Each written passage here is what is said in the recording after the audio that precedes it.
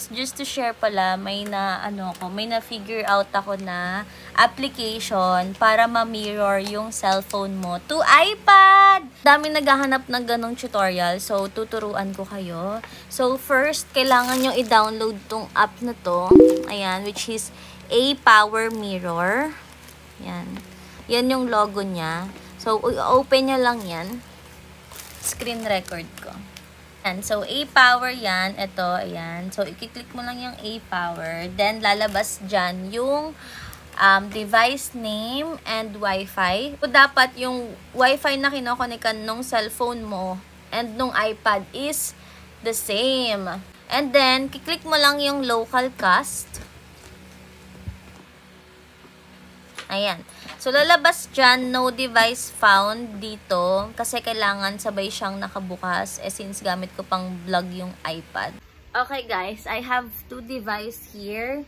Iko-connect natin ang iPhone and iPad! Screen mirroring siya guys. So, na-share ko na sa inyo yung application. I-open na natin siya ng sabay. Screen record ko lang din itong ano. And then, i-click mo yung button na yan kung sino yung gusto mong gamitin. Yung main device. Kunyari, ito yung gagamitin mo, tapos gusto mo mapanood dito sa iPad. Ito yung i-click mong local cast. I-click natin to, local cast sa phone. And then, mariread na agad yan dyan. Dapat automatic siyang mariread. If hindi siya mariread, kailangan nyo lang sundan yung instruction kanina. I-screenshot ko yun sa inyo. And then, mag-work naman agad siya. May option din kayo to have PIN code or QR code. Makikita nyo yung PIN code sa iPad. Bandang, pag kinlik nyo tong taas na to, ito. PIN code yan. Tapos, ito yung PIN code ng iPad nyo. So, yun yung itatype nyo dito. Or, if QR code, kiklik mo lang yung QR code. Tapos, kiklik mo lang tong my QR code.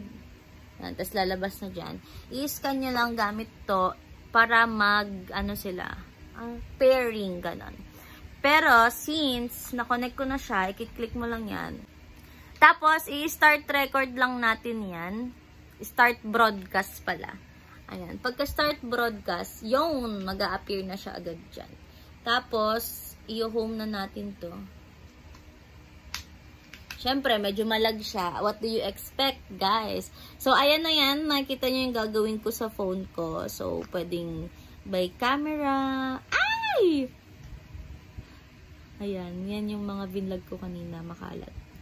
And then, yan.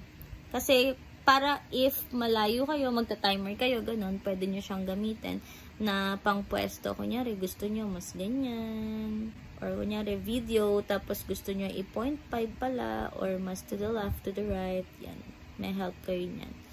And then, kung gusto nyo lang mas malaki yung pinapanood nyo, ay, ganda ko naman doon. Ganun lang.